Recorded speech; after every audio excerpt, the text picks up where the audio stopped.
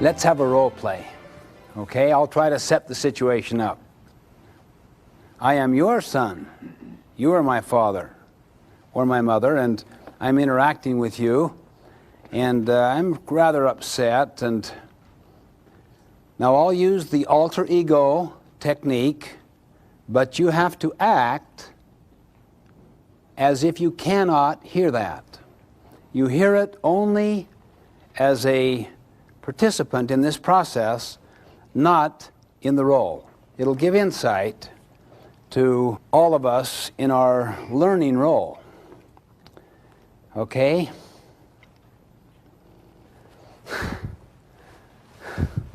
I just had it with school, Dad. I just get nothing out of it at all. Tell me more. Well, it just seems to have no value. I mean, it isn't practical. It doesn't deal with life. It doesn't deal with real things. It's just so kind of theoretical, Dad. So what are you telling me? I don't understand, Stephen. Well, I'm just trying to tell you that, I don't know, I don't know if I should even stay in school. I mean, I don't know, I don't see much value in it at all. So you're telling me you're thinking about dropping out? Why not? I mean, my friend Joe did. He did, and he's got a great job, and he is learning a lot more than I am. I'm telling you that right now. He really is, a lot more. Well, I'm not sure that's what you really want to do, is it? Let's talk about it for a second. Boy, I'd like to talk about what I want to talk about, but I don't want to talk about school. Are you listening to me?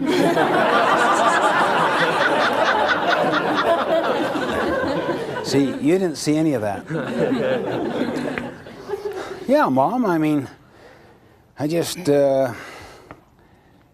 I don't know, it's just so frustrating sometimes. I learn so little and everything. Well, if you just apply yourself more. I mean, I have. I've tried to apply myself, and I've really given it, I've been there now for 2 months. I mean, that is a real good effort. Well, I just don't think you're giving it all your effort. I mean, look at your sister.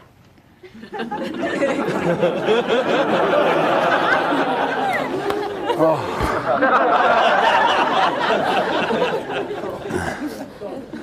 Yeah, I know, but she just takes this to this stuff. I mean, she just loves it, and she doesn't have the same interest that I have, Mom, and I just don't know why there should be any basis there at all.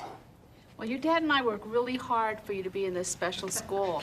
I mean, I've even taken on a job now so that we can put you in the school. Oh, I know you meant to do all that, and it's not that I'm not grateful for what you and Dad are trying to do. It's just that it's just so difficult, and I mean, I don't see much use in it. I mean, it just, you know, they deal with so much abstraction and, you know, all this theory. Well, I think you just need to apply yourself better. Maybe if we get you a tutor. Oh, boy, now I've got to deal with that. Well, you can't just quit. You'll never get into the college of Oh, your I choice. wish I could talk about what I want to talk about. But I guess she wants to persist in this, and I'm feeling kind of so bad after all that they've been trying to do and everything. Well, I guess I just don't understand. Maybe you can help me understand what it is that you really want. I don't understand. Well, I sure don't feel understood, but I don't want to get into what I really want her to understand right now. Not after my sister and with all of the things that she and my father have been doing for me on all my life. I'm just trying to say that I just don't know if there's much worth and value to this, Dad. I've given it a good shot, and you know what I mean? If it isn't school that you want to do, then what do you want to do? Boy, I wish I could talk about what I want to talk about, but Dad wants me to get into action planning about how we do it. Well, I have to confront you know, all this theory that's being presented every day. And I mean, take the social studies. They never even deal with what stuff's in the newspaper that I even hear you talk about, Dad. Just gets me into all of this abstract stuff. In other words, you're saying learning's a tough experience? Well, it's not that. It's just, I don't know. It's just. You know, son, I'd like to relate something to you.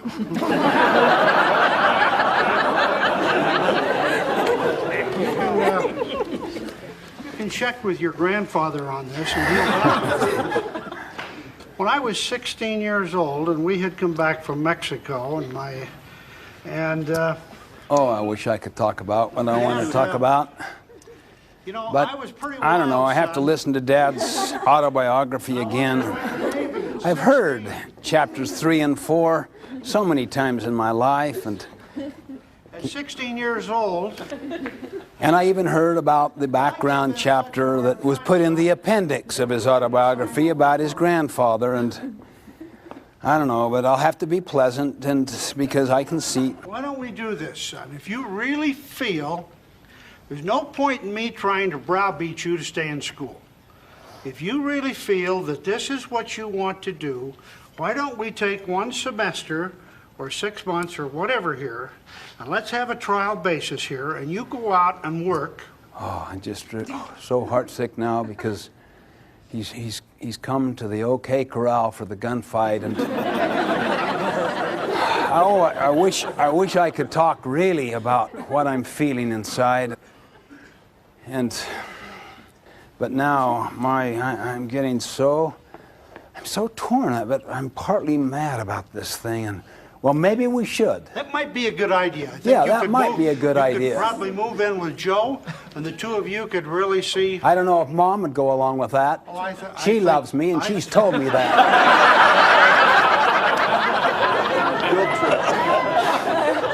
Don't you think I love you, son? Come over here and I'll give you a kiss.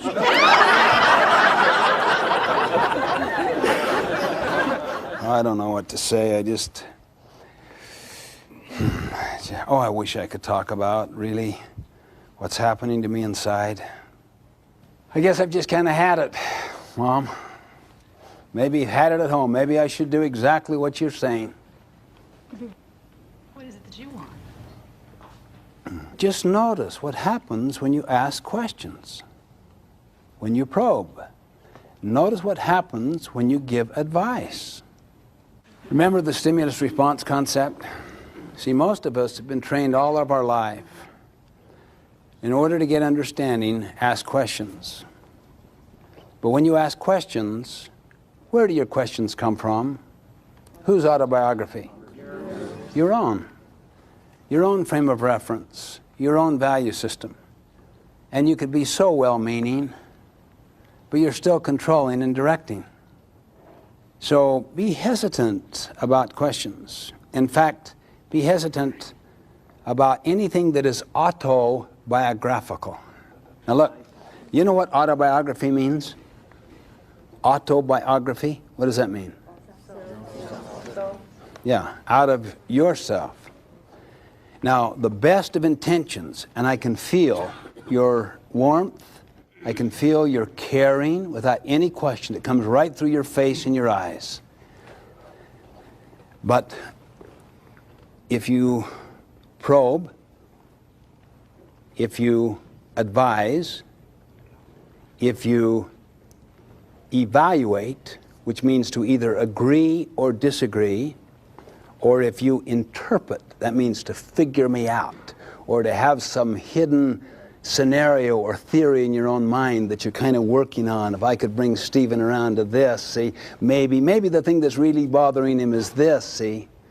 All four are autobiographical.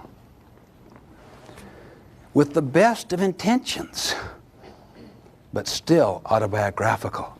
It's one of the main reasons, really, why many parents do not get close to their kids. With the best of intentions, they're doing these autobiographical things. They mean so well. It is so real to them. How's it going, son? Fine. Well, what's happening lately, son? Not much. Well, how'd they go in school today? Fine. Well, son, what did you do after school? We kind of played around, played basketball. Who'd you play with? Tom. Just kind of threw around a little. Did you enjoy it? Yeah? What's wrong with you, kid? I'm trying the best I can to help you, to show my care for you, to do something with you. You give me these short, clipped answers, and you talk endlessly with other people. Don't you know what your mother and I have done? Do you have any idea the things we have done, the price we have paid? Now go ahead, son. Open up. Tell us how you feel. Now, if you have an extremely large emotional bank account with somebody, you know, people can take off with each other, they can use autobiographical, and they can direct and advise. I'm not saying that those autobiographical approaches are not appropriate at all. If someone were to say to me, Stephen, where's the restroom? I wouldn't say, you're really hurting.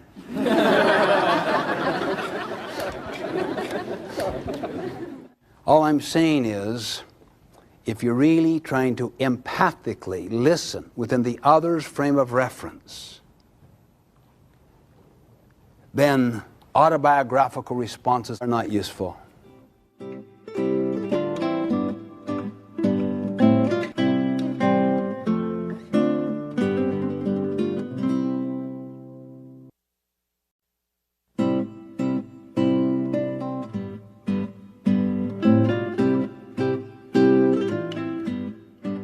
Now let me try to put in perspective this continuum of empathy. Empathy is one of many forms of communication, and all forms of communication have their place and their validity. I mean, probably one of the best things to do is to learn how to ask questions of other people, to find out all kinds of information. If you find the information isn't really safe and is really filled with a lot of emotion, and if they also desire to be understood and you have enough credibility in their mind that you would be a person that they might open up with a little, then start empathy rather than autobiography. But if the emotional bank account is there, if the issue is not that jugular, not that emotional, and if they're totally willing to be understood, like a doctor, tell me a little about your history. What kind of medicine are you on? I want the expertise of that person. I want them to probe. There's probably no more efficient way to get at information than asking questions than probing. But if you're dealing with what you might call tender, vulnerable areas, where people really would like to go deeper and they need help and they're in pain, probing is efficient but ineffective. It saves time now and takes much more time long run, as you found out in the early part of the role play. And so I'm creating a situation which essentially precludes autobiographical responses altogether, which means you can't come out of you. You have to come out of me and to reflect it accurately and completely. Not to do it as some little listening technique, but to do it deeply and sincerely is another thing altogether. I'll give you a key. Have you ever spoken through a translator?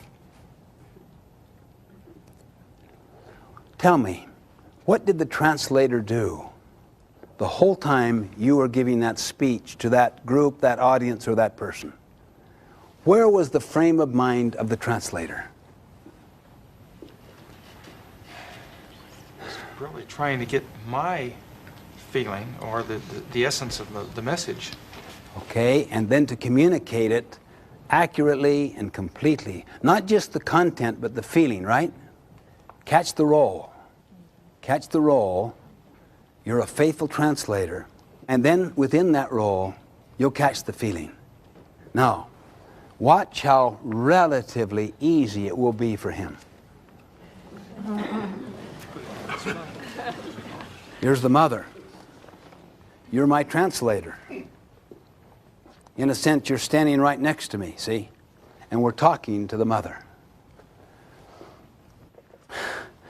Yeah, I mean, this school is so important, Mom. It just is, it's just the whole key to the person's future.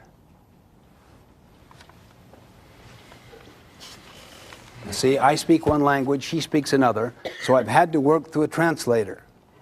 You are a faithful translator to me. You just need it, Mom. I mean, it's just so important, Mom. He feels very strongly about the importance of education in his life. See how basically simple that was? You hadn't figured me out.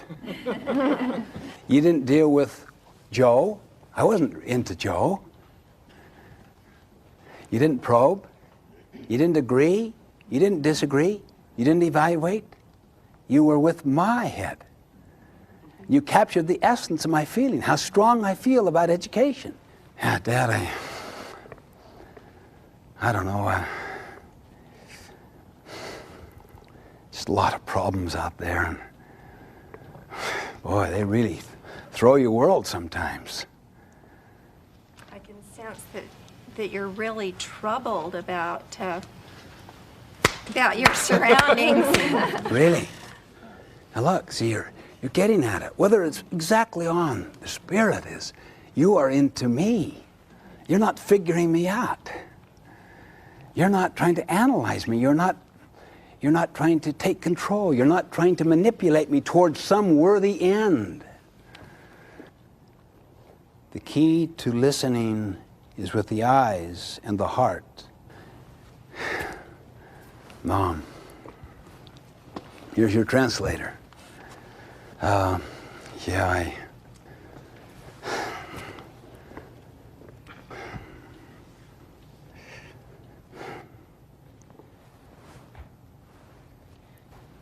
It's hard to talk about. It's hard to talk about this. It's a struggle. It's not easy. You almost got to get your own spirit.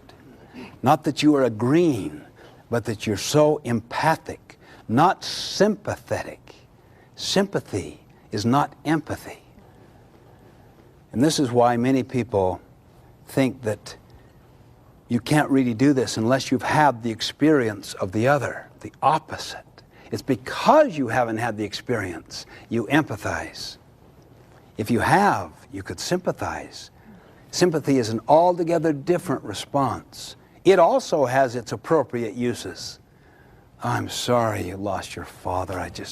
So sorry to hear about that. It must be such a hard, I'm not talking about sympathy, empathy. Notice how you're working. The one who listens does the most work, not the one who speaks. Now, Dad, I took this test and, they put me at the 7th grade level. Here I am in the 10th, and I just had no idea. None at all, but I'll tell you this, at least it kind of felt good to know where I'm standing.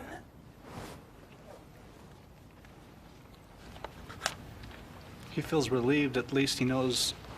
One word, not long answers. 1, 2, 3 words sometimes. When you're obviously understanding the content, you don't need to restate the content. Get at the feeling. If you're not sure you understand the content, restate it. If you're not sure the other person feels the content has been understood, restate it. In either condition. And when you're dealing with emotional issues is the time to really practice, to really use true empathic communication. Those are the 3 primary times. When you're not sure you understand, when you're not sure the other feels understood, or when the issue is really kind of charged with emotion. Seek to understand. I'm going to role play for a second with this boy. Well, son, what score did you get? Son, you know, at one time in my life, can't you instantly see? Well, son, I wouldn't get too discouraged about that, because the key is that you learn from that and you can, what about advice? Or what about sympathy? Oh, don't worry about, that's okay, son, we understand. Or what about agreeing? Well, I agree, I can see why you're so upset and why you're so disturbed, and I think what we should do maybe, or to disagree. Well, I don't know if that was a good test. What kind of a test was that? I've heard about some of these tests, and it discourages young people, and I don't want you to feel discouraged, son, because I think you're further than that. I'd like to check into that. You see, everyone here, once you get into an empathic frame of mind, you know instantly the futility and the counterproductiveness of people who try to be understanding and helpful through autobiographical approaches. That's why you would be doubly careful about anything you do at this stage, because now you are on holy ground. You really are. And I'm so vulnerable to you. Dad, I mean, I don't see any way out. He's just hopeless. Beautiful. Feeling of hopelessness. Yeah, I mean, do you see any way, Dad?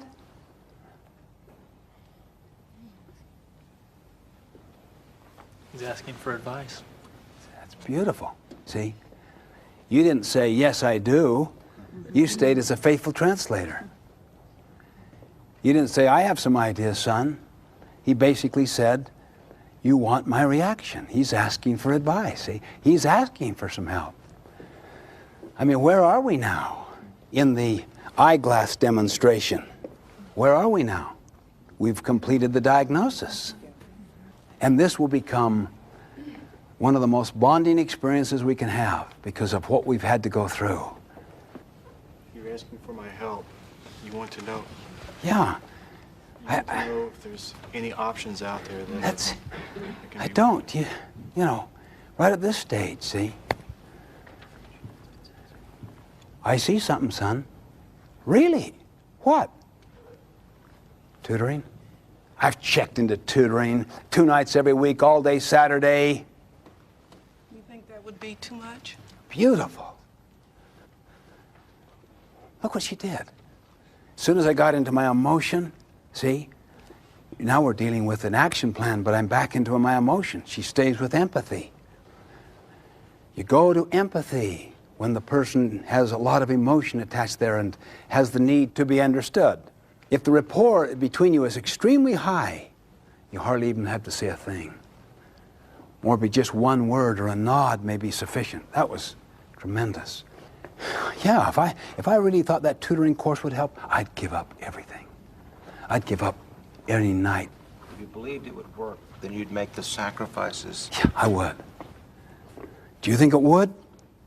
You want my reaction to it. I do, Dad. I think it would, son. Let me tell you why. I'm open, see? We're synergistically creating a new thing. We're at a whole different stage now.